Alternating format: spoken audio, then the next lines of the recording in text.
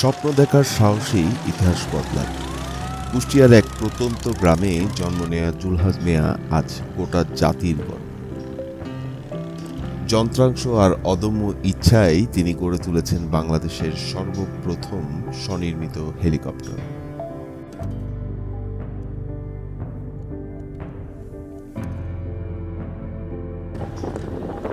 ছোটবেলা থেকেই জুলহাসের প্রশ্ন ছিল, পাখিরা উড়ে মানুষ কেন উঠতে পারে না। স্কুলের গণ্ডি পেরিয়ে যন্ত্রকৌশল নিয়ে পড়াশোনা, কিন্তু স্বপ্নটা আকাশেই ছিল। সে এই যাত্রাটা শুরু করে আরো 4 বছর আগে। সে প্রথমে তার রিমোট কন্ট্রোল প্লেনের প্রতি আকাঙ্ক্ষা জাগে। সেই রিমোট কন্ট্রোল প্লেনগুলো অনেক বানিয়ে ও ফ্লাই করেছে এবং গবেষণা করেছে। 2018 সালে জুলহাস ঠিক করলেন হেলিকপ্টার বানাবেই। পরিবার আর প্রতিবেশীরা ভেবেছিলেন পাগলামি, কিন্তু তিনি থামেননি। জীবনের প্রথম স্বচক্ষে দেখলাম প্লেনটা, আমার কাছে খুব ভালো লাগলো। আমারই এলাকার মানুষ এত পরিশ্রম করে এত মেধা নিয়ে কাজগুলো শুরু করছে, তাতে আমি খুব গর্বিত। অর্থের অভাব, যন্ত্রাংশের জোগাড়, প্রতিদিনই ছিল যুদ্ধ।